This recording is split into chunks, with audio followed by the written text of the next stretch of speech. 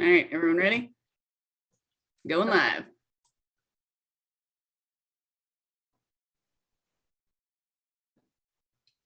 Hello, everybody, and welcome to one of our concurrent sessions here with the West Virginia Trails Conference. This session is entitled Working with Private Landholders, and I am Amanda Pitzer. I'm the Executive Director of Friends of the Cheat, and I'll be your moderator today for this important session.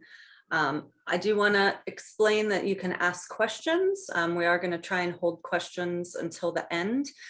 You can message in your Zoom chat, you can message in the Whova app chat, and you can also ask questions in the Q&A portion of Whova. They will all get to us, so please fire away. I anticipate that this session will have several follow-ups. I think we'll probably need to send some documents around. There might be some questions that we can't answer today. So, stay tuned to the app and the emails coming from the conference for those added resources. I believe that the Whova materials will be up until end of February, mid-February, I think I was told. So thanks for being here. This conference would not be possible without our sponsors. The sponsor for today's session is Civil and Environmental Consultants. We thank them and all of our sponsors for their support. So I have a couple comments before we get started with our great panelists about working with private landholders. As the director of Friends of the Cheat, historically, we have done a lot of work with private landholders on water quality projects, where we are able to strike right of entry agreements with landowners, actually over 60 individual landowners just here in Preston County, to build water treatment systems on their property. So that is not apples to apples with trail building, but we have a lot of experience working through some of the common challenges and the common pitfalls that you run into working with private landowners, excuse me. We also have several whitewater access properties that we have managed over the years and have had various different kinds of agreements. Those properties are perceived likely as, a higher risk because they are access to the water. We also have a couple agreements for our water trail, including a couple three-way agreements with DNR and private businesses. So I do have some experience in this realm, but not nearly as much as our panelists today. I've had plenty of conversations with landowners about what to do with trees. What about access roads? A favorite topic is drainage. How can we work together to achieve the goals of Friends of the Cheat's projects, and also maybe move some water or increase access to a property. We also are always very sensitive about the use of the land before we come in, and we have to respect hunting seasons and all of those, personal uses. So there's a lot of factors that come into play, and I'm happy to host this great panel. I'm going to take a minute to just introduce them, and I just want to remind everyone that we are not lawyers. None of us on today's call or on today's panel are lawyers. And I know that this topic often leads to a lot of legal questions. So although we have experience working with these issues, we will not be giving you any legal advice today, and I must provide that disclaimer. So our panel today includes Dr. Rick Landenberger. He is an associate professor of geography at WVU and also the West Virginia Land Trust's Science and Land Management Specialist. We're also going to be joined by Bill Wells. Bill Wells is the president of the Mountain State Trail Alliance. And finally, our closer will be Jeffrey Lusk. Jeffrey is the executive director of the Hatfield-McCoy Regional Recreation Authority and has vast experience working with big corporate landowners and others as well. So without further ado, I'm going to keep rolling so we can have plenty of time for Q&A. I'm going to turn it over to Rick. Well, thank you so much, Amanda, for hosting and for inviting me to speak today. I'm Rick Landenberger, and again, I'm the Associate Professor of Geography at WVU in the Department of Geology and Geography, and I work on a full-time contract with the West Virginia Land Trust. I have a kind of a unique position in the department there. I as non-tenure track, I basically have to bring in the money that pays my salary. And for the past 7 years, that salary has been paid by the land trust. So I started part-time and I'm now full-time as of the last couple of years. And I oversee the planning and development of our nature preserves. The land, just as a bit of background, the land trust has been around for 26 years. We started in 1997 with a single parcel, 82-acre parcel just south of Morgantown that we call Elizabeth Woods. And since then, since that 82 parcel, we have grown to now protect 18,500 acres across the state. And we're coming off 2 back-to-back record years of land protection. So our holdings have increased dramatically in the past couple of years. And we now hold 29 conservation easements. And an easement, really quickly, is a legal agreement where we hold some of the development rights to a piece of property, but we don't own title. We don't own the property outright. We have 29 of those, and we now have 20 nature preserves that are in various stages of development. I can show you a quick map of our current preserves that are under development. So you'll see what 8 of them there, 8 of the 20. So less than half of them are in highly active planning and development, and we'll get to those over time, but these are where we're building trails and working with local communities to develop public access.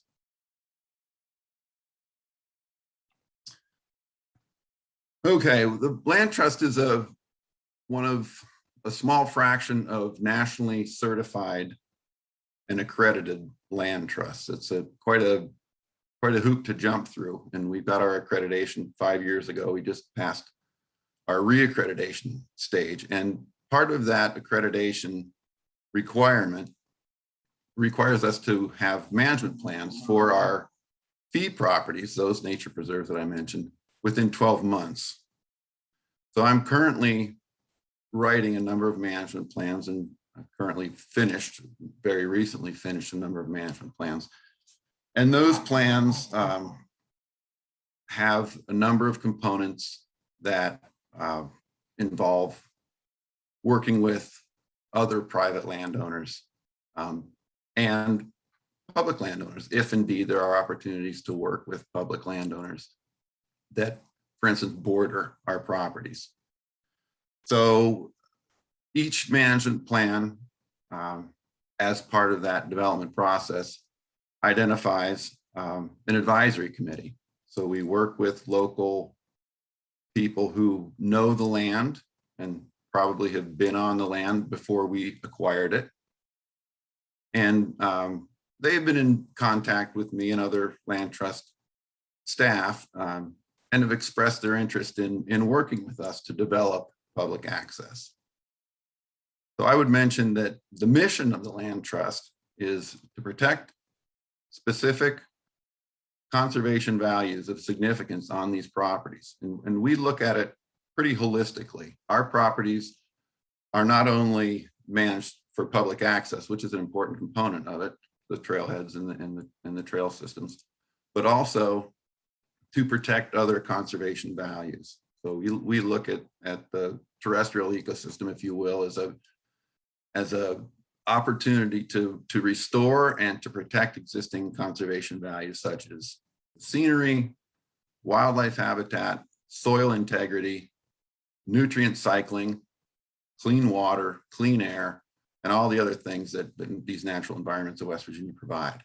So we're developing them so that people can use them through access, through trail systems and parking, but also a critical component is to protect them for all these other ecosystem values. And the development for recreation and the development and protection and restoration for the conservation values go hand in hand. We don't see any conflict. We're not overdeveloping these areas. We're basically building foot trails, in some cases, mountain bike trails, and basically making them open to the non-motorized trail using community. So I mentioned the advisory committee, And these are locals who, again, understand the various qualities that the property provides, and they work with me in the development of the management plan and then in the implementation stages of the management plan. Many of you may have just attended previous trail planning session where there was a lot of detail about what goes into a management plan and all the different steps that are gone through and all the different types of analyses that exist, et cetera. Our plans are very broad and conceptual, meaning I map the boundaries, I mark the boundaries, I map all the existing transportation features, things like old woods roads, old mining roads, old foot trails, and then basically analyze that system to create loop trails. And again, the advisory committees help tremendously in this because these are the people that have been out on the land before we have acquired it. So it's an interesting thing about our private lands, and again, they're open to the public, but they are private. They're not public lands like Mon National Forest or U.S. Fish and Wildlife or county parks or state parks and forests. They're private. They're owned by us in fee, and they come to us in a number of different ways. And it's important to point this out because the way that the land comes to us often will have implications for how it's managed. So we are given property, it's donated to us either outright in a discussion, or it's left to us in a will, in which case we find out about it after it's been donated. And sometimes those donations come with requirements not to develop it or subdivide it or log it or whatever it might be. So we call these encumbrances. So some of the donated land is encumbered in that it's restricted in what we can do with it. We also get land as a result of civil legal settlements, for instance, for violations of the Clean Water Act. And these properties also come with certain restrictions. We can't divest ourselves of it. We can't chop it up and sell it. We can't extract resources from it in a commercial manner. But we are basically required to make them public and to make them open for trail use and other non-consumptive uses. Those are the big ways that we get land. We also purchase land outright on a willing seller basis. So we have the capability, and we have in the past purchased land. We raise money for that land often. We are a 501c3 nonprofit, and we don't have deep pockets. So if we want to buy a critical piece of conservation property, we have to organize and implement a big fundraising program. And we have people that do just that work. And in that case, we may buy it with an encumbrance or not, depending on the negotiation between the buyer and the seller. So the important point here is that we have this system of 20 nature preserves, and each one of them has a history, and that history will in part dictate what we can and can't do with that property. So for instance, one of the more developed preserves that we have is called Tom's Run Preserve. It's south of Morgantown. It's comprised of Elizabeth's Woods. That's that 82-acre parcel that we originally acquired back in '95. Since then, we've bought two adjacent parcels to the north, one 65 acres that we call the Morris property, and one that's about 175 acres that we call the Dunlop Shuttleworth property. And so Elizabeth's Woods was a donation that had this deed restriction that said we need to conserve it and make it available for public recreation and environmental education. And that was it. So fairly vague terms there in the deed. The next northern parcel, the Morris parcel, the 65-acre parcel, we bought with bat mitigation funding through the U.S. Fish and Wildlife Service. That requires us to manage that parcel for summer hibernacula. So we can't log it under certain conditions. We're not going to log it at all, but the requirement is that we maintain it for summer bat habitat, which basically means big old trees with shaggy bark. The parcel north of that, the Dunlop Shuttleworth parcel, 175-acre parcel, came to us as a civil environmental settlement. A gas company was on the hook to do some mitigation. in the central part of the state. They couldn't find a project in that particular watershed. We were available to enter into a negotiation and said, we have a parcel that we would like to buy. It's up against some existing property, and the judge allowed that that settlement to pay for the property, basically, so that we bought that. And it's not a unique situation where people work together to acquire a piece of property for conservation purposes, but to get these adjacent properties more or less all at once within the same couple of years was a tremendous coup on our part. So now we went from 82 acres to about 320 acres just south of Morgantown.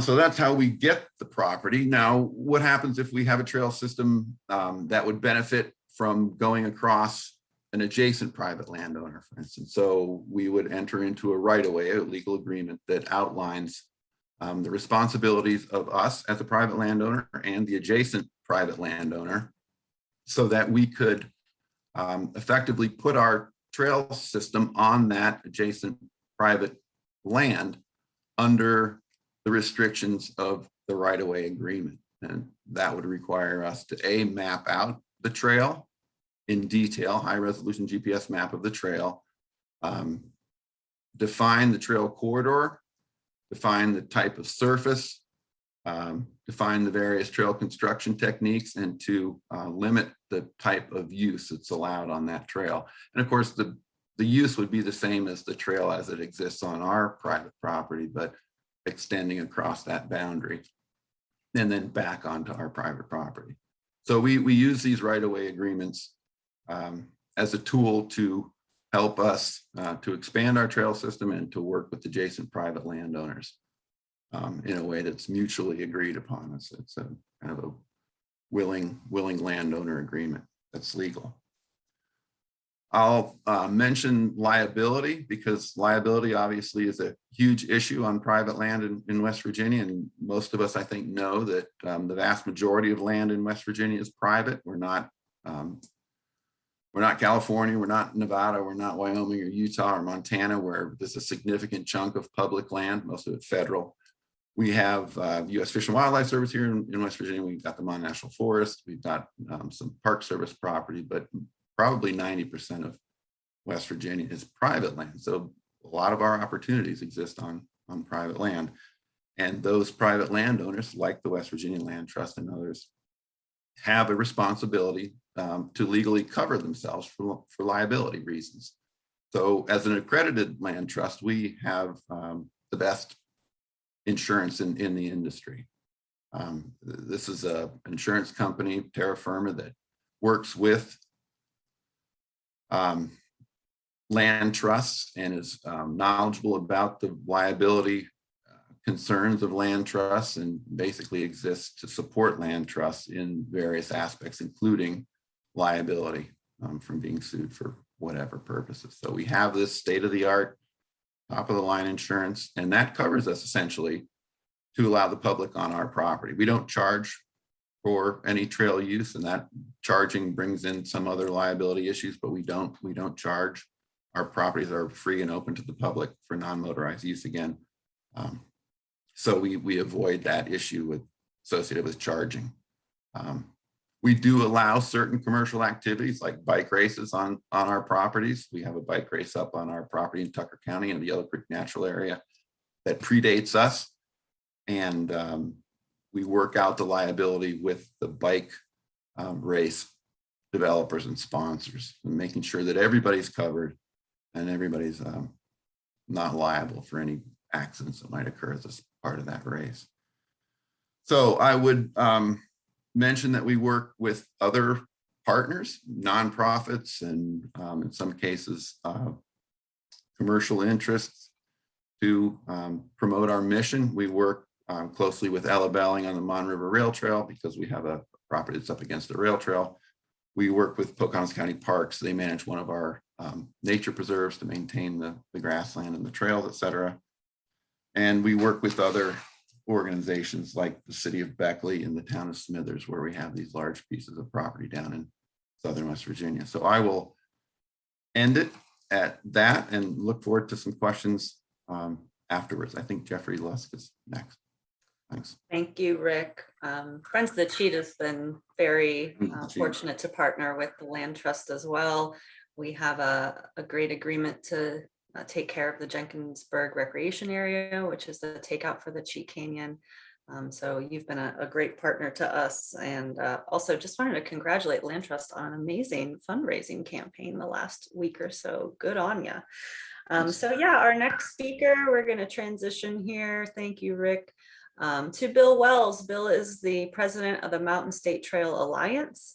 I will let Bill give the history of that group. They went through a name change, so some of you may know them as their prior self.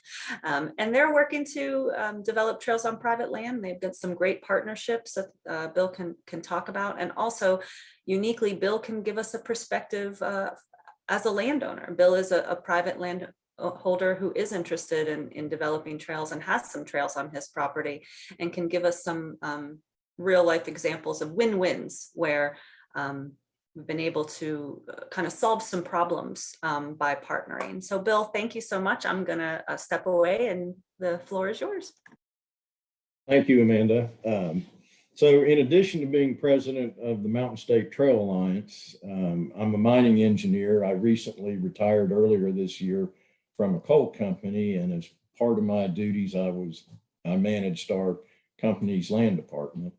And as Amanda said, I'm also a private landowner myself, and I have opened up my property to trail use to the public. So I can look at this issue of working with private landowners from both sides of the issue. The Mountain State Trail Alliance, we're a 501c3. We originally started out as the New River Gorge Trail Alliance, and we're centered around the New River Gorge, but we currently, our footprint covers 7 counties. And as we added counties that were further from the gorge, we thought that New River Gorge Trail Alliance didn't represent our footprint as well as it originally did. So we changed to Mountain State Trail Alliance. And our vision is to build a regional trail system that connects the towns in our region and other points of interest with rail trails and wider, more easier trails. And then along these connecting trails, our vision includes building mountain bike parks with single track trails. So we hope to create a trail system where a rider, if they're mainly interested in a gravel trail type experience, they can ride for a week from town to town, stay in different towns overnight. Or for the mountain bike enthusiasts, they can use our connecting trails to travel from one mountain bike park to another and spend an entire week in our area.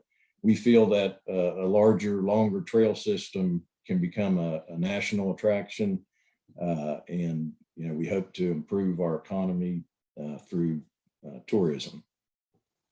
So any long distance trail system like that, we're going to rely heavily on cooperation with private landowners, and these landowners are going to be focused on 4 things. One, they're going to require liability protection. 2, they have to maintain unrestricted use of their property for whatever their business purpose is. 3, they want to avoid problems from trail users who are irresponsible. And 4, they want to avoid any negative publicity. So on the liability protection, we feel strongly a trail authority is necessary to give that protection. So we're working on creating a 7-county regional trail authority for non-motorized trails. And we feel like that gives the gold standard of landowner liability protection for trail use. So I think that's important for anyone who wants to work with private landowners to consider forming a trail authority in your area. As far as unrestricted land use, these companies, they're not going to hinder their ability to, if they're have mining on their property or oil and gas production, timbering, they're not going to give up that land use. That's the basis for their company. And so as a trail organization, we have to understand that they will require the right to withdraw portions of their property or perhaps even the entire property when they have scheduled mining or timbering or oil and gas removal to take place. And we have to support them in that because they're not going to give up that, their ability to use their land as they need to. As far as problem trail users, you have the possibility for people to, create new unauthorized trails. There can be unauthorized camping, vandalism, theft, fires, and as a trail organization, we need to educate our trail users to avoid those problems and attempt to police the trail system to prevent unauthorized and irresponsible use. And then the negative PR issue, the companies are, they will agree to do this for the positive public relations and, as a community service. And if they end up getting negative publicity from it, that's going to be a reason for them to terminate the agreement. And where negative publicity can come in is, if they do close a portion of their property for trail use for mining or timbering or whatever, that property may have been available to the public for many years, and some people will react negatively to that. And so the trail organization has to defend the company and explain to the public that, the company, allowed the public to use their property with the understanding that they could withdraw the property as needed. So it's likely if you're dealing with a land corporation, you may have to deal with several entities because most large land companies in West Virginia don't do the actual mining or oil and gas production or timbering themselves. They lease their property to companies that do that work. And so you'll probably need to come to an agreement not only with the landowner, but also with the lessors who lease the property.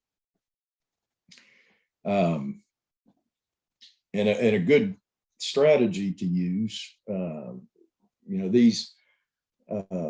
these land companies and mining companies and natural resource extraction companies, their managers are just like us. Many of them are avid mountain bikers or hikers, and they have an interest in seeing trail systems developed in their area. So it's a good strategy to try to identify those people and get them to be a champion, at their company meetings as they consider whether to enter into a license agreement with a trail organization to use their property for trail development. The final thing that I was asked to comment about the Mountain State Trail Alliance, our relationship with the Summit Bechtel Reserve. The Summit is on our board of directors, and so we've had a long-standing relationship with them. About 4 years ago, we entered into an agreement that allowed our members to access their mountain bike trail system, which is over 30 miles. We're allowed to use it during times when they're not holding scouting events. And in return, our volunteers help maintain that trail system. So that's been a great relationship. And, I know our members have enjoyed the Summit Trail System, and it's helped us with membership because we have some people who join just to get that access. So that's been a really good relationship for the Mountain State Trail Alliance. So that concludes my comments. I'll be happy to answer questions at the end of the session. Thank you so much, Bill. It's so great to learn about. Ooh, I'm echoing a little. It's great to learn about what's happening down in your neck of the woods. And we really wanted to have an in-person conference this year, and we were hoping to get down to the summit. So maybe next year we'll be able to have an in-person conference, and we'll all become members of the Mountain State Trail Alliance so we can go ride your trails. I think that sounds fun. Really appreciate your input and your leadership on developing the Mountain State Trail Alliance. Friends of the Cheetahs found ourselves serving as the glue for our newly formed Northern Trail Authority, the Mountaineer Trail Network Recreation Authority. So we look forward to working more with Bill and our next panelist, Mr. Jeffrey Lusk. So really thrilled to have Jeffrey join us today. He is the executive director of the Hatfield-McCoy Regional Recreation Authority, and through my work with our newly formed Mountaineer Trail Network Recreation Authority, I've been getting to have some wonderful conversations and learn from one of the best. He took this role. He was the first president of the board, or the chairman of the board, when the authority was formed. I will not give the date, but I found out that Jeffrey was 28 when he took his executive director job, and I was 29. So we are on similar paths here, and I hope that I look as good as you and seem as spry and still have the energy as you do, Jeffrey. So I'm going to turn it over to you, and then we will finish with our Q&A. So keep firing your questions into the chat. There's also a poll on Whova. If you haven't noticed the poll, I'll give the results of that poll here during our Q&A session. So take it away. Thanks, Amanda, and we truly appreciate the invitation to be here today. And we are in the trails community. We are motorized trails, which is a little different than I'm sure probably 99% of the viewers here, but we have exactly the same challenges. So our project is primarily on private property. We deal with 96 coal, timber, gas, and private landowners to develop the Hatfield-McCoy Trail System. And we only have one small trail system on public lands. It's our Cowboy Lingo Trail System. And we're throughout southern West Virginia. Our trail system spans over 250,000 acres. Of that, we operate almost 900 miles of trail. And our whole system is premised on landowner partnerships. And I know that's a big focus today. And with us, that landowner partnership is working, as Bill said, working with a corporate landowner to figure out ways that we can put private trails or public trails in our instance on their property that doesn't disrupt their use of the land. And this is critical when a coal, timber, gas, or even just a land holding company, or even a private individual allows their property to be used for trails. They need to know that long-term they have the ability, if necessary, to reclaim that property. And, in our 21 years of existence, we've actually had to close a trail system. And Bill mentioned the public relations. We did it very quietly, and we hated to do it, and we didn't want to do it, but we did have to close it.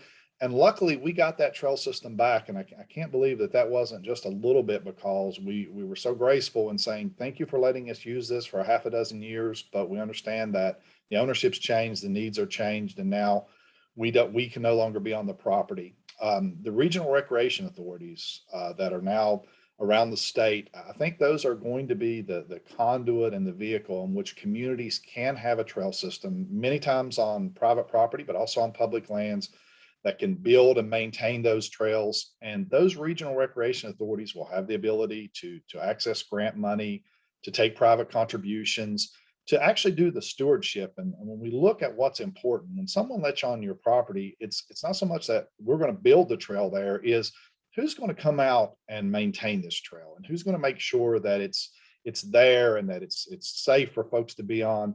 With us at the Hatfield-McCoy Trail System, we build, maintain, we contract for law enforcement on the trails. As Rick said, we have $10 million worth of insurance, and that's something else that the regional recreation authorities, I think, will be able to bring to the table. And the landowner has a certain amount of confidence that if they let us on their property, we're going to be great stewards of their property. And that's something that's missing in the trail community, not great stewards, but the financing to have great stewards. And we've got to all work tirelessly to get more resources for stewardship, because there's lots of money to go build a trail, a tremendous amount of money to go build a trail, but we need money to maintain those trails, because when you build that trail, that's step one. People are going to start using it now. Trees are going to fall. Rain is going to happen. Washouts are going to happen. And you need resources to get on and maintain that. And landowners, especially private landowners, need to know that when they allow you to use that resource, when they allow you on their property, that you're going to have the resources necessary to get on and keep that trail up, to keep it clean, to pick up the trash, to keep the trail path clear, to make sure it's a safe place for those folks coming to recreate. And I think the regional recreation authorities are going to be a great vehicle to do that. We're great to see the two that are starting to develop in the state. There's going to be certainly more that are going to develop. And when we talk about trails, I'm the biggest trail advocate you're ever going to meet. I really believe for our rural communities, trails are their future. And we're in the motorized trail business. Our footprint is a fairly small footprint. It's limited to southern West Virginia. Our whole project area is 14 counties. We currently have trails in 7 of those counties after 21 years. Hopefully in the next half dozen years, we'll get the rest of them open. But our footprint's a small footprint. It's not really all of West Virginia. It's actually a very small part of West Virginia. When you look at West Virginia as a whole, and you look at the rural nature of West Virginia, and you look at the communities, especially our communities that are a little bit more isolated, trails are the #1 economic development tool that they can have to reinvent themselves. And we go to other states and we see these trail towns and just flourishing. They're flourishing with mountain bikers. They're flourishing with hikers. They're flourishing with all these folks that come visit, use those resources, spend money in those towns. And I think that's something that, as a trail community, we've got to start looking at. These are economic development projects. What you do is adding a lot of value to the communities that they connect to. And for that reason, we need to be making more investments into those trails. I spend my weekends going to state parks with my dogs, hiking trails. So even though I'm in the motorized business, I spend my free time hiking trails, going to state parks. So with that, we need to look towards ways we can help our communities. And the #1 way to help our communities is trails. It's the easiest, most cost-effective way to reinvent a rural area. And what each of you are doing, and the folks that are on and attending this conference are doing, is economic development. And you need to speak of it as economic development when you do it. Those landowner partnerships, you cannot do it without partnering, whether you're partnering with a federal partner who owns a property, a state partner that owns a property, or in our instance, a private land company. And I think the way we do that is we regionalize what we're doing with trails. We depend on these regional recreation authorities. We try to get more money for stewardship.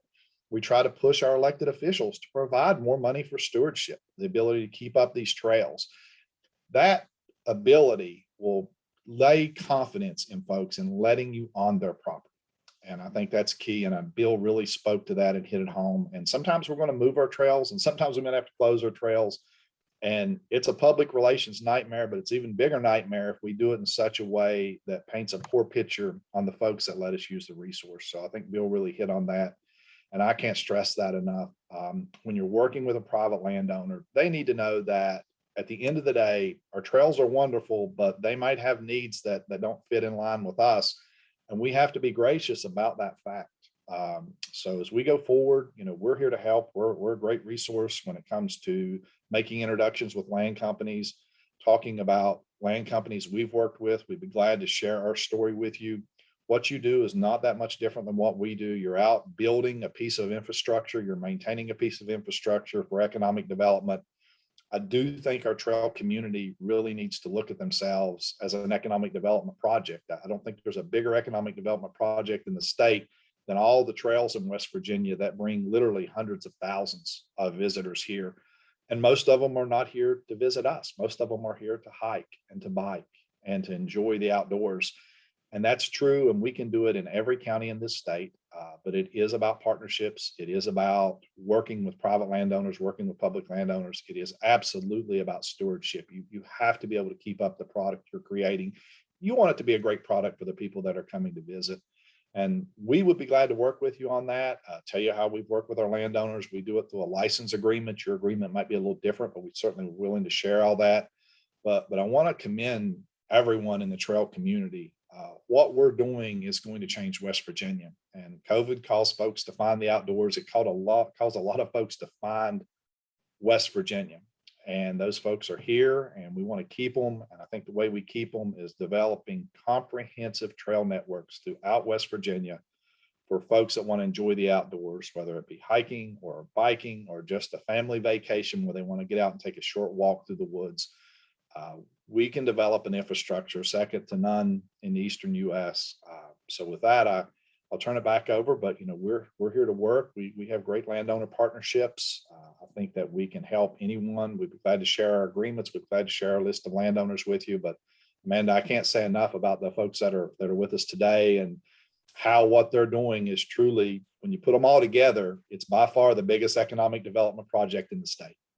Yeah, it's so exciting, Jeffrey, and listening to you talk, folks on, there's almost 50 people listening live to our session now. And you can just tell, you've been preaching this gospel for how many years now? And, I'm here like, yes, like I just want to be your, the cheerleader. And I do see the synergy, right? Like, I think we can all feel the energy around the movement, and hopefully we can use this group and our other connecting organizations to, raise all boats, right? Rising tides raise all boats, and to not, to work together to plan and strategize, because, what I see or have seen is, sometimes we can fight amongst ourselves over resources, and we have to move beyond that and really take a comprehensive view, as you said, and elevate those projects that are going to succeed first. Because the worst thing that we could do, as you mentioned, about the bad PR, and one comment, thing I scribbled down, and I'm curious, since you have been doing this the longest, I'm curious, how is social media and the instantaneous ability of people to say, oh man, that, I had a great experience, or, I had a bad experience. How has that changed your job and the trails, that you manage? I want to hear your input on that, Jeff. We get real-time feedback. So, we're looking at our website every day. We're looking at our Facebook and our Instagram, and we are getting real-time feedback. When I come in this morning, there were 7 comments on that folks have posted up on Google that come right to me that are ratings from 5-star to 1-star on whatever their experience was. And I will tell the trail community, you will own problems that are not your problem. People can have a bad experience in the town. They can have a bad experience at a restaurant, and you'll all of a sudden own that problem. So I went to the Tucker County Trails, and boy, that was not a very good sandwich I had at the restaurant. And all of a sudden you own that problem. When we talk about trail towns, they have to be destinations, and we have to educate our communities about being tourist destinations. And in Southern West Virginia, when we connected towns to our trail system, these towns didn't have a tourist economy, and they're wonderful, nice, loving people, but they didn't understand tourists. We understand being a tourist, but we didn't understand how to accommodate a tourist. And it's been a steep learning curve for us to what people want and the experience they want. And a trail enthusiast, they want an outdoor experience. I mean, they really want an outdoor experience. And we need to build around that fact that they want a great outdoor experience. And if your trails are not up to snuff, if you're not keeping them maintained, if they've got a lot of trash on them, you will know in a heartbeat. They will come off, and before they get to the car, they'll be posting up, oh my gosh, I can't believe it. I saw 7 beer cans out there. That's just awful. So you have to be there being good stewards of your property and trails. So social media, it causes us a lot more work because it really snaps us to attention when something changes. I just wrote down a session for next year's conference, the good, bad, and ugly media and outdoor rec. So that leads to one of the questions. We've got some good questions that have come in, and you mentioned, and I don't want to focus on this, but it's a good segue. You mentioned about, the 7 beer cans, and this is a question for everybody. We often, when working with private landowners or just managing our public lands, one of the hurdles is often the perception or reality that these spaces are going to attract irresponsible users. And I think it's all place-based, right? I mean, I think every area, every trail, every public space is different. But the question was, how often do you actually see this? How real is this? And I will comment briefly just from the Friends of the Cheat perspective, because I think that we've seen an evolution of stewardship. For example, the Jenkinsburg property that we support with the land trust, that property 30 years ago, there was burnout cars being pushed into the river. There was, dangerous things happening, it was it was a place you would not take your family. And now we've seen an evolution. It's not perfect, but it's a place where you're seeing mixed use. You're seeing older folks on side by sides. You're seeing the boating community. You're seeing a couple hikers, and that has taken decades. And part of that is the youth, right? The good users can help keep an eye on some of those irresponsible users. So what's y'all's experience? How real is this? And we don't want to dwell on the scary stories, but I think the advice is, what would you tell another trail developer or a trail manager when addressing this question from a landowner? Are we going to bring in the riffraff? Well, I think the trails generally bring in the good trail users, but you always have that outlier. And I know there's concerns by residents often that trails will bring in riffraff, but I think the experience in most trail systems is the opposite happens. But there's going to be outliers. There's going to be the occasional irresponsible user, and you just have to deal with that. I'll just chime in briefly and say we have not yet experienced an increase in kind of inappropriate uses on our preserves, but that will probably change as we develop the larger properties.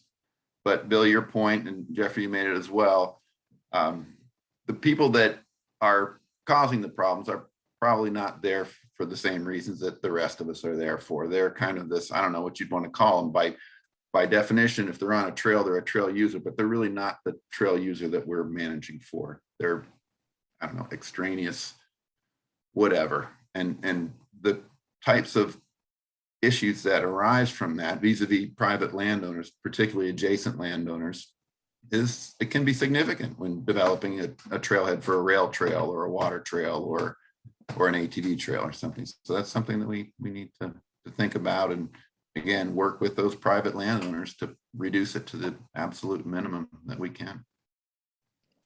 Just build off what Rick said, the single biggest threat to what we do, at least with us, especially with the motorized trail system, which is a much more high impact trail system, is our inability to manage this activity, and where we're causing adjacent property owners or near property owners or communities problems because of the activity that we're doing and promoting. So we strive to be good stewards, and we strive to maintain on the trails that we've constructed. We call it outlaw trail riding. It goes on throughout southern West Virginia. And to a certain extent, we own those problems. And we go into those areas and we put up gates and we close off areas and we clean up. Over the course of the year, my guys that work for the Hatfield McCoy Trail System would clean up 50 to 100 open dumps over the course of the year that had nothing to do with folks that we brought in. Nobody's bringing their entire truckload of trash in for their vacation. But we clean those up because we own that problem, whether we like it or not. And when landowners allow you to use their property, and Rick is in the land stewardship business, he can tell you, there's a certain expectation that you're going to be that steward. You're going to be there to help clean up the open dump, to keep the trails clear, to limit users to the areas they're supposed to be. It's a much bigger problem with what we do than the hiking and biking community, but it is something we have to be cognizant on. And for us, it's the biggest single threat we have to being able to continue our project, to work with private landowners, is if it looks like we've lost control of our user group and they're not where they're supposed to be, and they are causing harm or damage to the property owner.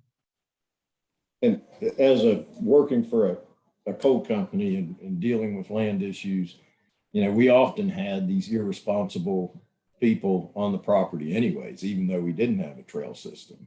They're trespassers. You have people throwing beer cans around, and you deal with many of the same issues, whether there's a trail system there or not. So I don't think the trail system brings in those users, but like Jeffrey said, if you're in a partnership with a land company, then you have to take on some of that responsibility to control it. And Well, Rick I touched see on the this- liability. Oh, I'm sorry. I would say Rick touched on the liability, and that's a big issue with our landowners. And Rick really hit it home. You know, you need insurance, you need limits of liability, because there are sometimes things are going to happen. Bad things will happen, even with a good user.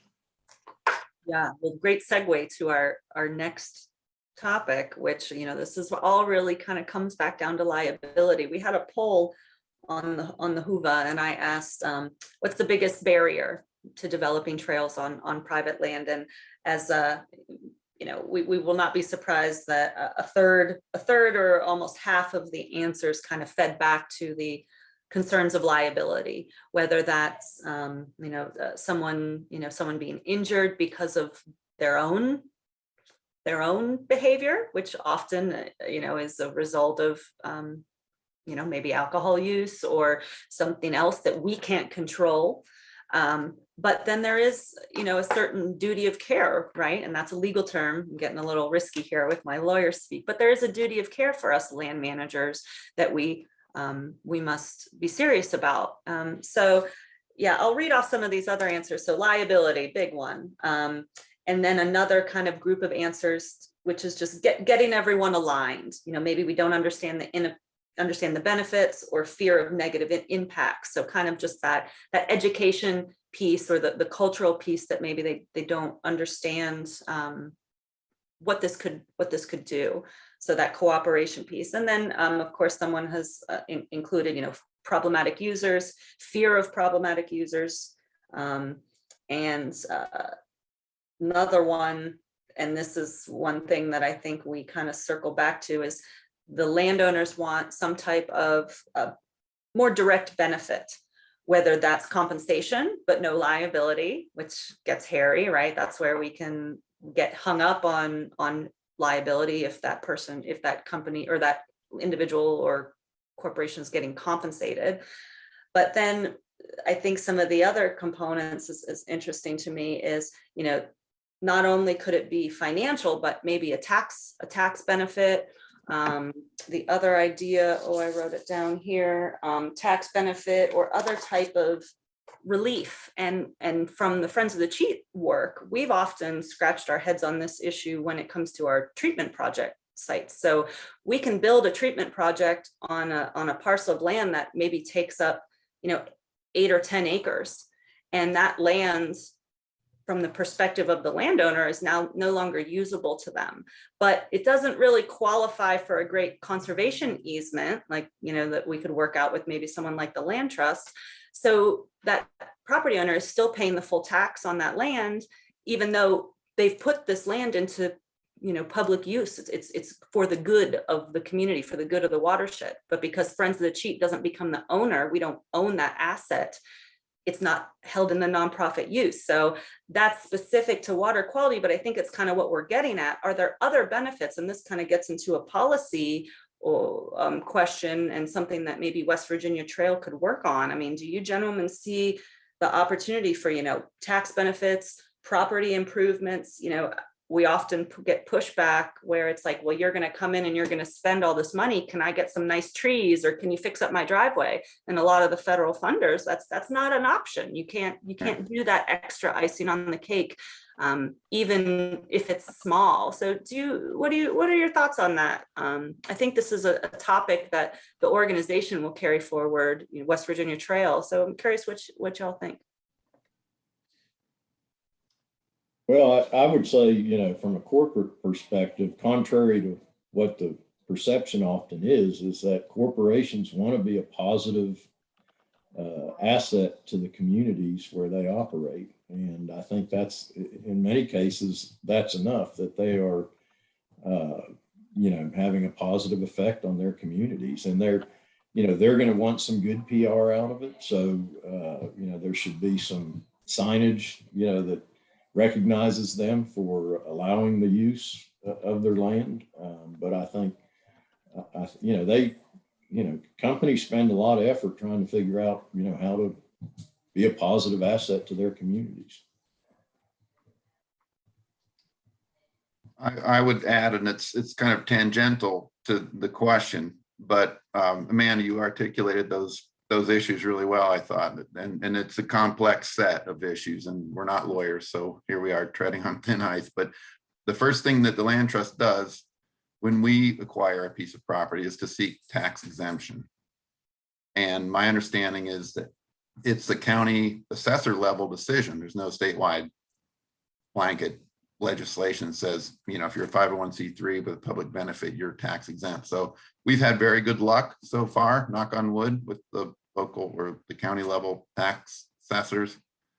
But we don't extract either. So this question that Bill raised about, well, we're simultaneously managing the timber and the mineral resources as well as allowing public use, recreation, et cetera. How does a tax assessor judge that? Maybe they give you a fractional break on your taxes or something. Those are questions that are really important, I think, because again, so much private land in West Virginia will be used for trails. That, yeah, a trail authority could probably help with that. Simple for us is all I'm saying, relatively simple. So land companies that work with us are not provided any kind of tax benefit. We just have a license agreement with them. We have provided to some of those companies a small monetary sum, which does help, I guess, offset a little bit of the property taxes, but it's probably not near what the taxes are on those parcels of property. It is really challenging, and you know, it would be great if there was some fund we could all tap to pay the landowners for allowing their property to be used by the public. The liability issue certainly is being addressed by the regional recreation authorities. I think that does take that off the table. I still think, as Rick alluded to, insurance is still tantamount to ensure that there's another layer of protection. But you know, with us, all you got is management, insurance, and law enforcement. We're not able to provide any real tangible monetary benefit to the property owner, which we could actually. Great feedback. So let's talk a little bit about maintenance. There was a question. I saw Jeff was maybe responding. Jeffrey was maybe responding in the app, but there's a question everyone wants to know. How do you pay for maintenance? And maybe we can take turns here. So from a Friends of the Cheap perspective, I do not have a great answer for our individual properties. We fundraise our butts off. We use individual contributions from donors, from users to improve and maintain those assets.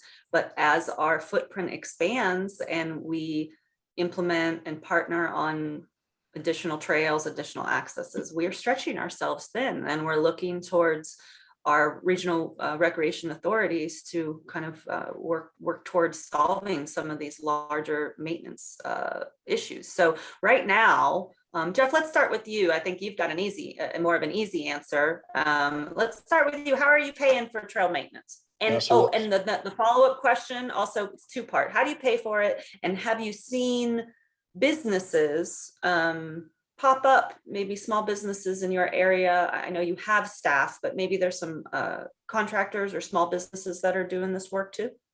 So with us, we do charge a user fee. So this year we'll collect approximately $4 million from our folks that come in and use the trail system. So it is a little bit easier the trails we maintain are much wider. The vehicles on them have a much greater impact. If we didn't maintain them, you know, it would be awful.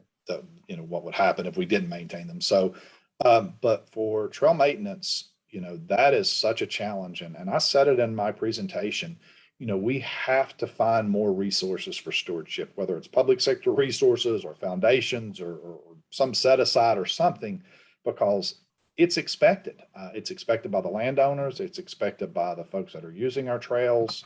I don't have a good solution because we do charge for that to use our trails, but we have to find conduits for our regional recreation authorities and our communities to maintain their trails. Those resources, we put so much into them to build them. It's a shame to let them fall into disrepair because they are economic development projects, and we don't do that with any other economic development project. We don't let it fall into disrepair. You know, on non-motorized trails, I think the mountain bike park model is very similar to what Hatfield and McCoy has, where you have, you know, a number of miles of trails on a single property or in one location, and a permit system can work there to raise money for trail maintenance. When you talk about connecting trails, you know, oftentimes we're going to go from a rail trail that was built with federal dollars where you can't charge a user fee, and then you might go on a trail on private land, and then you might use a lightly traveled public road for a stretch to get, you know, to another segment. And so I think it's difficult to have a permit system for that type of trail. So, you know, some of the things we've looked at, for example, the trail on the property that I own, our local Rotary Club has adopted it. And so they perform maintenance and this is light maintenance, but, you know, like twice a year, they'll, you know, cut the brush back, you know, if there's logs that fall across the trail, you know, they'll remove those. And actually we have a lot of trail users that do that too, you know, just on their own. They'll help maintain it. We've looked at using inmate labor.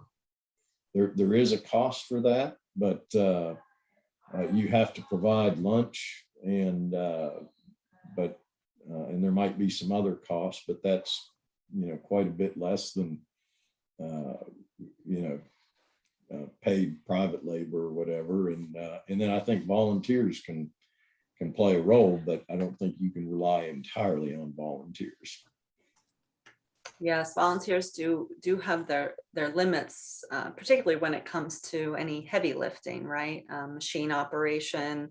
And for some of us working on rail trails or brownfield sites, you know, there might be concerns about maintaining areas that have historical contamination. That's something that we're working through with our rail trail, is how are we going to build this thing so when we have to come in and clean out the culverts, we're not exposing our maintenance workers to poison soils. Oh man, so many factors. So I want to keep talking, and this is getting a little bit away, but I've got some great minds here. So we have a comment in the chat that kind of goes back to trying to compensate the landowners, and it says, you know, commercial motor vehicles use an apportioned system with regard to license plate costs. Could a user fee be apportioned to property owners after expense? And I want to keep running with this, because we're not only looking to potentially compensate our landowners, but we're trying to pay for maintenance, right? And as Bill pointed out, a lot of these areas, they don't have control. We're not building border walls around the, you know, the port preserve that would take away from the experience. So I'm sure that the four of us have traveled to other places and other states that do this differently.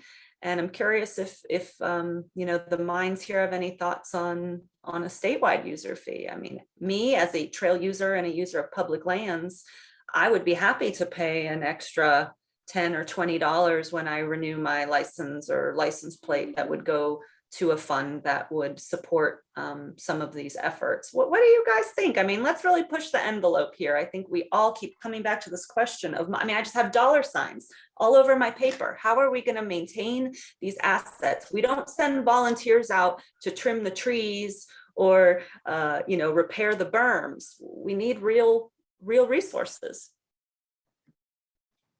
Well, I know on the state tax return, there's some optional checkoff boxes for different funds for, you know, low income assistance and some other things. And, you know, that would be a possibility to have a voluntary checkoff on the tax return form. And then there'd have to be a system of how to allocate those funds, but that could be a source. I'd agree with Bill. I think it's it almost has to be some type of public source. It can't be diluted that we're allowing 10,000 people to tap it. We need some standard on being able to tap it. I think that's where the regional recreation authorities would come in, and that having organized the entities with full-time employees and directors. So when you gave them the resources, they had a lot of capacity, not just to organize and work with volunteers, but they also had capacity. If no volunteers showed up, they still had Bob the tree cutter to go out and cut it out of the way. And we do have to find that. I think if the future trails in West Virginia is going to be, economic development project, then it's an economic development project that we have to figure out how to fund. And maintenance is just critical. It's what's going to keep people coming back. Absolutely. Rick, do you have anything to add? I'll just point out that the way I see it, and it's only one way to see it, but there's the trails on the public resource, public lands, and then there's the trails on the private lands. And the public lands, I know they're underfunded. I know there's big backlogs on the Park Service and Forest Service to maintain their trails. I'm familiar with that. It's been going on for decades and decades. That's kind of a different issue. I think that the forests and the parks should be funded at a higher level, and that all us taxpayers already pay for that. And although I'm not against entrance fees to places like Yosemite and Yellowstone and other overused parks, I think I'm a little less supportive of an additional fee to use a public trail. I'm totally supportive of a fee for trails on private lands for development and maintenance. But I see those two as somewhat separate, and I know it's kind of complex. Maybe it starts on public land and goes on to private and back onto public, or what. I don't know how to deal with those issues, but there's no question that we need more money to maintain trails. And one of the things that I got from the previous session on planning was the importance of design and planning in your long-term sustainability. If you design and construct your trail properly, your maintenance needs are very, very low relative to if you just threw it on the landscape and kind of walked away. And that's rather obvious, but I think it's worth repeating. Spend a lot of time up front planning and developing and constructing it properly, and you'll have a lot less long-term maintenance issues. I would dovetail back to the previous question and say that the Land Trust is fortunate now just to have a series of semi-primitive single path trails that basically I design and maintain with volunteers. We have not yet engaged in any commercial trail construction or maintenance, but we have used AmeriCorps NCCC crews twice now to help us with our trail construction and maintenance. It's either volunteers or it's federally funded. Right. Yeah, those it's nice, the NCCC team, glad that they got around, tried to invite them to one of our events, but they'll be leaving. But yeah, there's great resources through our AmeriCorps and different VISTA programs all across the state.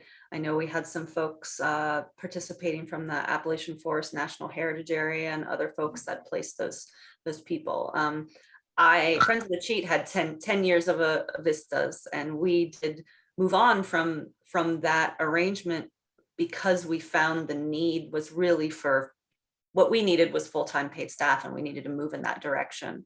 So I think everyone, kind of evaluates their situation and needs to make those decisions. But this discussion around what works is so helpful. So we've got only a couple minutes here, and I know, Jeffrey's got another appointment. He's a busy guy. So I think this is a good closing, and hopefully I didn't miss any of the questions. And again, we can continue to discuss after, but I'd like to close with this. So if you were giving advice to a land manager or someone who wants to build a trail or someone who wants to build an access, and this is their first meeting with that landowner, and let's pretend it's an individual, it's not corporation XYZ, it's John and Jane Smith, and you're going to go meet with them for the first time. And obviously they took a meeting with you, so hopefully they've not brought you out to their property to say no. But what would be advice? What would be the one piece of advice that each of you would give for that first meeting?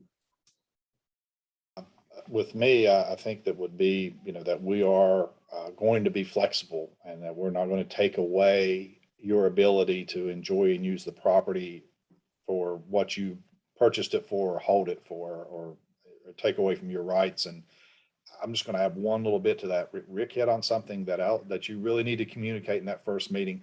We're going to use professional trail design, professional trail builders. Rick hit on it. If you use those people, your maintenance costs long-term are going to be a fraction than if you go out there and just try to trench through a road in the woods. So we're going to use professionals, and when we are on your property, it's going to be people that understand and know how to do this. It's not just going to be a group of volunteers out there trying to blaze a trail through the woods. Yeah, and I think you just need to convey to the private landowner that it's going to be a win-win. You've got to make it a win for them, you know, to induce them to do it. And so you have to tell them how they're going to benefit from it. And, you know, I think that'll help get them to cooperate. I wish I could add something to those two sets of points, but I think Jeffrey and Bill covered it. We would simply say we're good neighbors and we're here to work with you on a continuous basis. And it's all good. It's all win-win, and this is solvable. Yeah. All right. Well, I'll add, I always wear a camouflage hat. So with that, Yes. All right. thank you, gentlemen, so much for your time today. I've learned a lot, and I hope that everybody that's participated. So if you have additional questions, you know, you can type them in the chat. You can type them in Hoover. We'll get them around. But without further ado, enjoy your lunch. Jeffrey, good luck with your next conference in 20 minutes. Busy guy. Actually, I was on before this, so you were my so you're 20-minute done. break. Oh, So yeah, I'm good. done. I'm done for now. I'm going to lunch Oh. like everyone else. I was Well, great. rushing to get to this one. So, but thank you guys for the invitation. All right, Really- super. So at noon, we will have our regional meetings, our regional networking. So maybe we'll see some of you there in those groups. But until next time, thanks, everybody. Thank you. Well done, Thank you you. guys. Yep. Thanks.